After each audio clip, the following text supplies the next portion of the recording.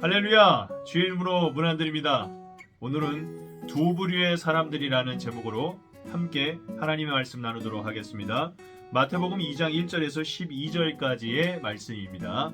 제가 봉독해 올리겠습니다. 헤로드 왕 때 예수께서 유대의 베들레헴에서 나심에 동방으로부터 박사들이 예루살렘에 이르러 말하되 유대인의 왕으로 나시니가 어디 계시냐? 우리가 동방에서 그의 별을 보고 그에게 경배하러 왔노라 하니 헤로드 왕과 온 예루살렘이 듣고 소동한지라. 왕이 모든 대제사장과 백성의 서기관들을 모아 그리스도가 어디서 나겠느냐 물으니 이르되 유대 베들레헴이 오니 이는 선지자로 이렇게 기록된 바 또 유대 땅 베들레헴아 너는 유대 고을 중에서 가장 작지 아니하도다. 내게서 한 다스리는 자가 나와서 내 백성 이스라엘의 목자가 되리라 하였음이니라. 이에 헤롯이 가만히 박사들을 불러 별이 나타난 때를 자세히 묻고 베들레헴으로 보내어 이르되 가서 아기에 대하여 자세히 알아보고 찾거든 내게 구하여 나도 가서 그에게 경배하게 하라. 박사들이 왕의 말을 듣고 갈새 동방에서 보던 그 별이 문득 앞서 인도하여 가다가 이 아기가 있는 곳 위에 머물러 서 있는지라. 그들이 별을 보고 매우 기뻐하고 기뻐하더라. 집에 들어가 아기와 그의 어머니 마리아가 함께 있는 것을 보고 엎드려 아기께 경배하고 보배압을 열어 황금과 유황과 모략을 예물로 드리니라. 그들은 꿈에 헤로데게로 돌아가지 말라 지시함을 받아 다른 길로 고국에 돌아가니라. 아멘. 오늘 말씀은 동방에서 온 박사들에 대한 이야기로 시작이 됩니다. 오늘 말씀을 읽어보면 예수님의 탄생을 둘러싸고 두 부류의 사람이 나타나는 것을 봅니다. 한 부류는 예수님의 탄생을 축하하는 사람들이요, 다른 한 부류는 예수님의 탄생을 불안해하는 사람들입니다. 먼저 동방에서 온 박사들은 예수님의 탄생을 축하하는 사람들이었습니다. 성서학자들에 따르면 당시 박사라는 호칭은 신비적 지식과 능력이 있는 자들이라는 의미로, 그렇게 이들은 천문학자들로서 동방, 곧 바벨론에서 온 사람들로 추측이 되어집니다. 먼 이방 땅에서 온 이 동방 박사의 예수님 경배는 예수님의 탄생이 유대인뿐만 아니라 머나먼 이방인들에게까지 기쁜 소식이 되었음을 우리에게 가르쳐 줍니다.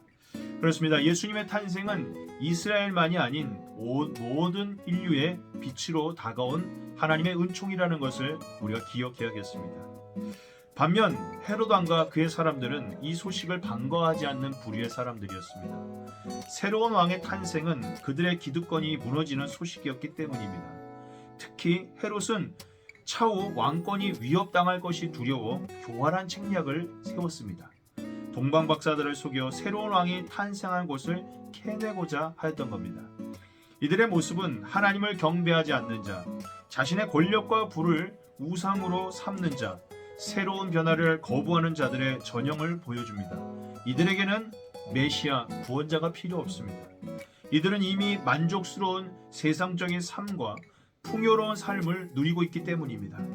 이들은 우상을 사랑하는 마음에 영혼이 마비되어 주님을 찾지 않았고 자신의 탐욕과 안락에 빠져 가난하고 아파하며 하나님의 은혜를 간구하는 이들의 탄식을 듣지 못하였습니다.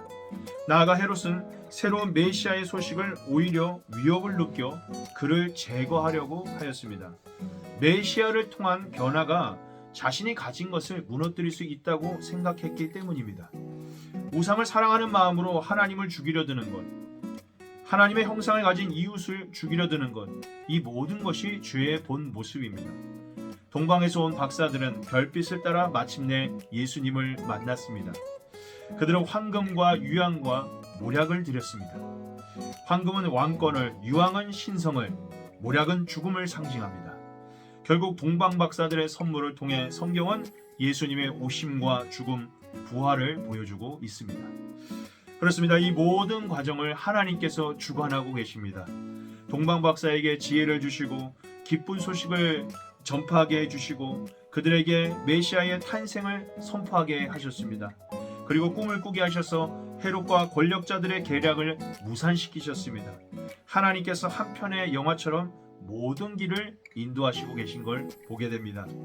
우리는 오늘 말씀을 통해 메시아의 오심의 의미를 다시 한번 생각해 봐야겠습니다.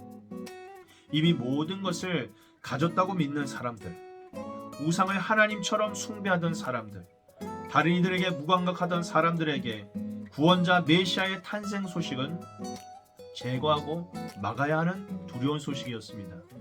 그러나 희망을 갈망하는 사람들, 소외되었던 사람들, 주님을 찾던 이들에게 메시아의 탄생은 머나먼 길을 찾아가서 가장 귀한 예물을 드릴 만큼 놀랍고도 기쁜 소식이었습니다. 부디 우리 또한 우리의 마음과 뜻을 다해 다시 오실 예수님을 갈망하며 하나님 사랑과 이웃 사랑을 실천하는 복된 저와 여러분이 모두 되시기를 간절히 소망합니다. 감사합니다.